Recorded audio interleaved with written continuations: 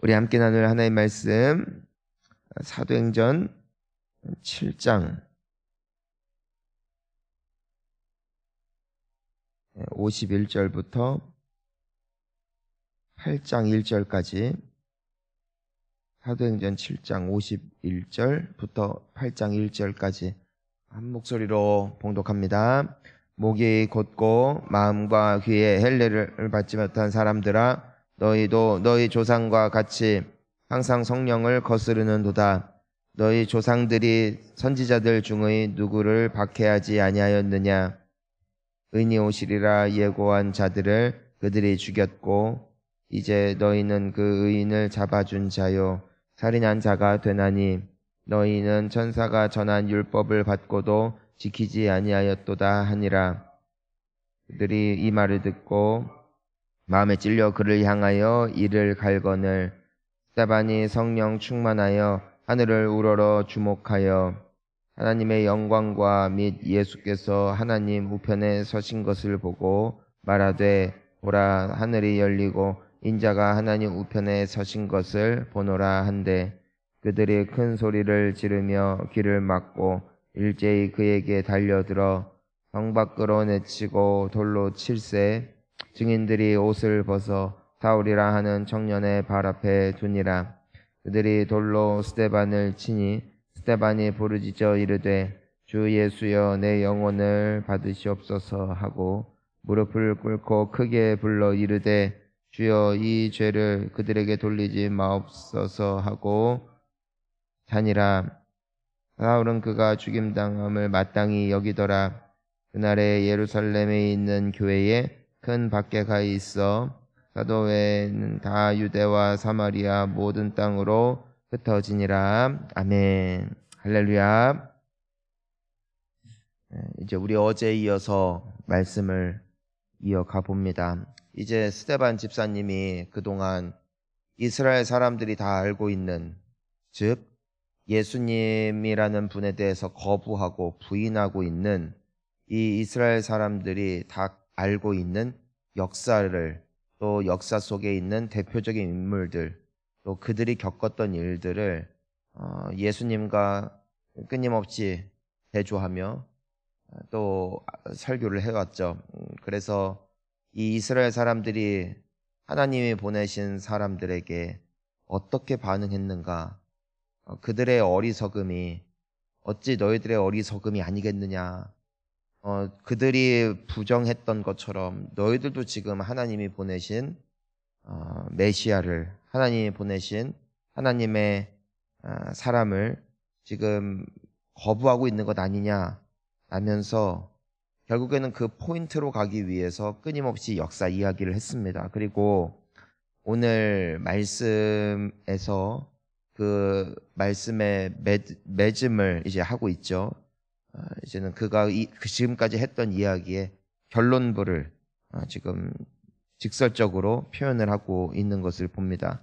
자, 우리가 51절 보니까 뭐라고 스데반 집사님이 말합니까? 그 모든 역사의 끝에 목이 곧고 마음과 귀에 할례를 받지 못한 사람들아, 너희도 너희 조상과 같이 항상 성령을 거스르는도다. 52절, 너희 조상들이 선지자들 중에 누구를 박해하지 아니하였느냐? 의인이 오시리라 예고한 자들을 그들이 죽였고, 이제 너희는 그 의인을 잡아준 자요 살인한 자가 되나니. 또 53절, 너희는 천사가 전한 율법을 받고도 지키지 아니하였도다 하니라. 자, 우리가 이 말씀을 딱 떼놓고 보면은 굉장히 강한 말이지만, 스데반 집사님이 지금 화가 나 있을까요? 안타까울까요? 안타깝죠. 이들이 끊임없이 반복되어지는 죄 앞에 서는 것을 봅니다. 장차 오실 이 예수 그리스도께서 오셨음에도 불구하고 알아보지 못하고 깨닫지 못하고 여전히 거부하고 있는 그들을 향한 안타까운 마음이 사무쳐서 이와 같은 말을 하고 있는 것이죠. 우리가 이 사도행전 2장에 보면은 베드로가 비슷한 설교를 했죠. 사람들이 예수님을 믿지 못할 때 정확하게 당신들이 그 구주를 죽였다, 당신들이 그 메시아를 죽인 장본인들이다 했을 때 사람들의 마음에 찔림이 일어났습니다. 그리고 사도들에게 묻죠. 형제여, 우리가 어찌하오리까? 예수의 이름으로, 예수를 믿고 또 그의 이름으로 세례를 받으라 하여 그날에 수많은 사람들이 예수님을 믿고 구원을 받게 되어지는 사건이 있었습니다. 동일한 메시지 앞에 서는 것입니다. 그런데 54절 말씀을 보니까 같은 말씀 앞에 선 다른 유대인들이지만 그들은 어떤 반응입니까? 그들이 이 말을 듣고 마음에 찔려 그를 향하여 어떻게 해서 이를 갈거늘, 그러니까 마음에 찔려 회개로 나가는 게 아니라 마음에 찔려 그를 증오하기 시작했다. 그를 미워하기 시작했다. 같은 메시지예요. 하지만 받는 사람이 달라요. 같은 메시지를 선포하는데 그 마음에 따라 반응이 전혀 달라지는 것을 보게 되어집니다. 결국에는 이 사람들의 구원이 어디에 달려 있음을 우리가 보게 되어지냐면은 하나님께 있음을 보게 되는 것이죠. 하나님이 마음을 여실 때 받아들이고 하나님이 마음을 여시지 않으면 받지 않습니다. 그것이 첫 번째입니다. 두 번째예요. 아무리 맞는 말이라도 하나님의 말씀으로 받은 사람들은 믿고 회개합니다. 하지만 인신공격으로 받은 사람들은 듣고 이를 갑니다. 다윗이 밧세바를 범했을 때 나단 선지자가 와서 비슷한 이야기를 했죠. 양을 한 마리 어린 양을 가진 사람, 가난한 사람, 그리고 수많은 가축을 가진 부자 비유를 하면서 다윗에게 한 이야기를 해줄 때 다윗이 굉장히 분노하면서 그 부자가 누구냐, 그 사람을 어쨌든 벌해야 된다라면서 굉장히 길길이 날뛸 때 나단이 정확하게 지목을 하잖아요. 그 사람이 바로 너라고 하면서 당신은 하나님이 모든 것을 주셨는데 하나밖에 없는 아내를 빼앗은 사람, 그게 바로 당신이다 했을 때 다윗 역시도 어떻게 반응을 했습니까? 그 앞에서 엎드려 무릎 꿇고 내가 죄를 지었다라면서 회개를 하고 있습니다. 그 말씀을 인신공격으로 받는 것이 아니라 하나님의 엄중한 메시지로 받을 수 있는 영성, 이것이 복된 마음인 줄 믿습니다. 우리가 교회에 다니면서 말씀을 듣잖아요. 그런데 이렇게 신앙생활 해보면은 결국 자세는 두 자세입니다. 사람의 말로 듣는지 하나님의 말씀으로 듣는지 말입니다. 우리가 성경을 볼 때에도 사람의 말로 받는지 하나님의 말씀으로 받는지 이건 전혀 다릅니다. 하나님의 말씀으로 받는 자는 믿고 아멘하여 순종합니다. 왜냐하면 하나님이 말씀하신 거니까. 나의 어떤 감정보다도 나의 분노보다도 나의 어떤 성향보다도 하나님이라는 그 크신 분이 나에게 주시는 말씀이니까 그 말씀을 경청하고 그 말씀 앞에 나의 뜻과 나의 생각을 내려놓고 그 말씀에 순종하여 나아가는 것이 그 말씀을 하나님의 말씀으로 받는 자들의 특징인 것이죠. 하지만 하나님의 말씀이라고 하지만 사람의 말로 받을 때가 있습니다. 언제입니까? 들어보니까 내 마음에 안 드는 거예요. 내가 평생 가졌던 생각과 다른 거예요. 그래서 이거는 띄워놓고 다음 구절로 넘어가죠. 그것도 마음에 안 들어. 내가 마음에 드는 구절, 인터넷만 찾아봐도 하나님의 축복의 말씀 하면은 좋은 말씀들만 추려놨거든요. 그냥 불자가 들어도 무슬림이 들어도 기분 좋은 말 있지 않습니까? 그런 것만 떼어놓고 말해주면은 세상에 거부할 자가 아무도 없습니다. 하지만 하나님이 주시는 도전의 말씀, 오늘 스데반 집사님을 통하여 하나님께서 이 마음에 할례 받지 못한 마음의 깨달음이 없는 사람들을 향하여 찌르는 말씀을 줄 때 사람의 말로 듣기 시작하면 그 말씀이 나에게 개인적으로 다가오고 그것에 대하여 마음이 상하고 그것 때문에 시험에 들게 되어질 때 사람은 무너지게 된다는 것입니다. 사랑하는 우리 성도님 여러분, 하나님을 경외하는 우리가 될 수 있기를 주의 이름으로 축원합니다. 하나님의 말씀 앞에 나의 생각과 의의를 꺾어야 돼요. 어떤 사람들은 감정 따라가요. 내 기분이 이렇다. 어떤 사람들은 사람들의 어떤 전체적으로 가는 방향을 따라가요. 다 가니까 나도 이 길로 가겠다. 사람도 아니에요. 감정도 아니에요. 하나님만이 우리가 따라가야 될 기준이 되어져야 한다는 것이죠. 어제 이제 어느 분이랑 같이 잠깐 대화를 나누는데 우리 교회에 오래 다니신 분이에요. 근데 많은 봉사를 하셨어요. 근데 안타깝죠. 봉사를 하다 보니까 많은 섬김을 하다 보니까 이게 사람 모인 곳이어서 그런지 아니면은 또 우리 교회 어느 교회나 성경 말씀에 의하면 알곡도 있고 가라지도 있으니까 가라지들의 공격이었겠죠. 많은 어떤 오해와 또 뒷말과 또 폄하하는 말들이 너무나 많이 있었던 것이죠. 그러니까 이분도 여느 분들과 같이 교회를 떠나야겠다라는 마음을 먹고 또 교회를 떠날 수 있는 여러 기회들이 있어요. 왜냐면은 사람들이 너무 힘든 거예요. 하나님은 좋은데 우리가 신앙생활 하다 보면은 교회가 힘들어지는 건 사실 하나님 때문은 아닙니다. 사람 때문이죠. 그게 참 안타깝죠.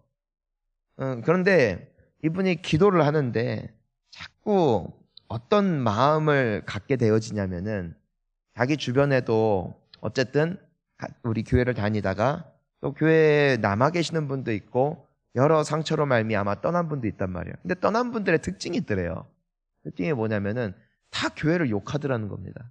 왜냐면은 자기가 나왔다는 것에 대해 정당성을 부여해야 되니까 내가 전에 다녔던 그 교회는 이랬고 거기 사람들이 이렇고 그 교회는 이렇고 뭐 거기 목사님은 이렇고 하면서 다 자신이 나와야 했던 것이 너무나 옳은 결정이었음을 증명해내기 위해서 다 교회 욕을 하는 것을 보았대요, 본인이.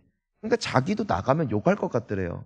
왜냐면은 좋아서 나오는 건 아니니까 힘들어서 나갈 생각을 하는 것이니까. 그래서 본인이 이거는 아니다. 내가 너무 힘들지만 나가서 교회 욕을 하면 내가 나중에 죽어서 천국 갔을 때 하나님 앞에 내가 떳떳하지 못하겠다. 내가 하나님 앞에 교회 욕이나 평생 하다가 서게 되어지면은 그 하나님 앞에 내가 부끄러울 것 같다. 그것 때문에 버텼다는 거예요. 너무 힘든데 이악 물고 버텼다는 거예요. 그래서 지금까지 있고 지금은 잘 넘어가셨노라라는 말씀을 하시는데 제가 너무 눈물이 나더라고요. 첫째는 미안해서, 둘째는 너무 멋있어서.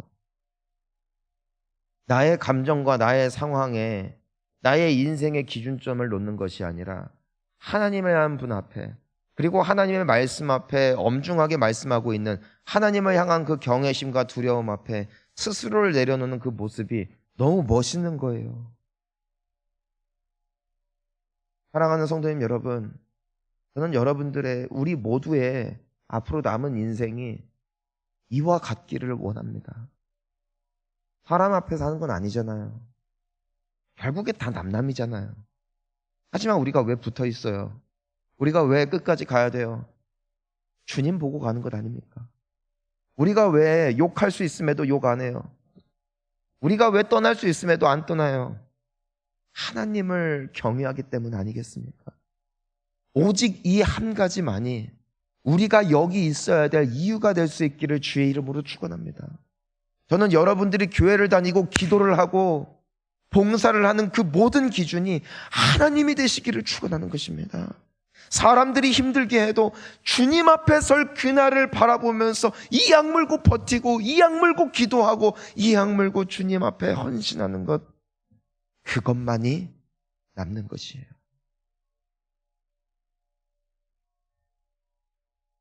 '내 하지만 이 사람들은 스데반 집사님을 통해서 전해지는 하나님의 말씀을 개인적으로 받아들이고 그것을 하나님의 말씀으로 받지 않았습니다. 결과적으로 어떻게 됩니까? 돌로 쳐서 죽이게 됩니다. 이 스데반 집사님, 이분은 왜 이런 말씀을 전해야 했을까요? 동일합니다. 기준은 사람이 아니었다. 기준은 어디였다? 하나님이셨다. 하나님을 사랑하니까, 또 하나님이 분명하게 주신 소명이 있으니까 하나님 앞에 이 스데반 집사님은 그들에게 필요한 말씀을 해 주어야만 했어요. 왜냐면은 스데반 집사님이 먼저 그 사람들을 찾아가 가지고선 붙잡아 놓고 지금 이 말을 하는 것은 아니잖아요. 스데반 집사님이 잡힌 거예요. 사람들이 시비를 걸었어요. 스데반 집사님한테 이것이 맞느냐 틀리느냐, 당신이 믿는 그것이 맞냐 틀리느냐. 하지만 스데반 집사님이 지혜와 성령으로 말함을 사람들이 능히 감당하지 못했어요. 결국에는 공회까지 끌고 온 것이죠. 그런데 그래서 너희가 도대체 무슨 말을 떠들고 다니는 것이냐 할 때 스데반 집사님을 보니까 그의 얼굴이 천사와 같았대요. 그리고 스데반 집사님이 그 사람들이, 대제사장들이, 그 유대인들이 말하라고 하니까 비로소 말하기 시작한 거예요. 하나님, 내가 왜 예수를 믿는지, 왜 하나님께서 지금 이 상황을, 당신들의 그 선택들을 기뻐하지 않는지를 말해야만 했던 것이에요. 왜냐하면 잡혀왔으니까. 성령을 따라, 성령이 주시는 지혜를 따라 말씀을 전했을 뿐인 것이죠. 그리고 사람들은 돌로 칩니다. 그런데 이 스데반 집사님은 누구예요?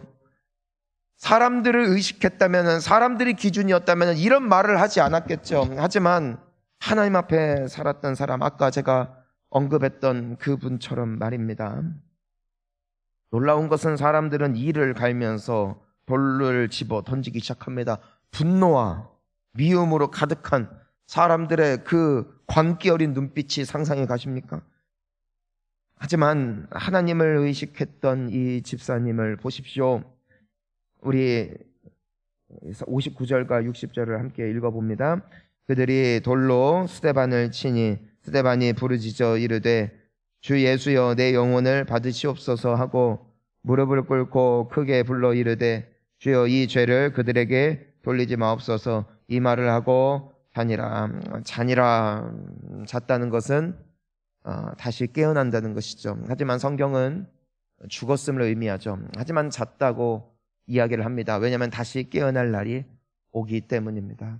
예수 그리스도를 믿는 믿음 안에서 예수 그리스도 앞에 순종하는 삶을 살다가 죽은 모든 자들은 성경은 결코 죽었다 기록하지 않습니다. 그가 잠들었다. 그날 다시 일어날 것이기 때문이죠. 저는 우리 모두가 이 세상을 떠나는 그날 주님이 보셨을 때 이 성도가 여기 잠들었습니다.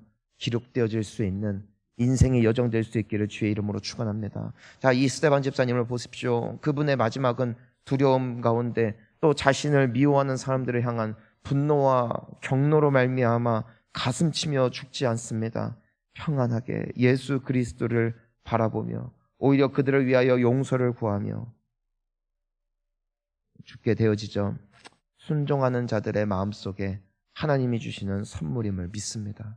우리가 55절도 보니까 스데반 집사님이 성령 충만하여 하늘을 보니까 예수님을 보잖아요.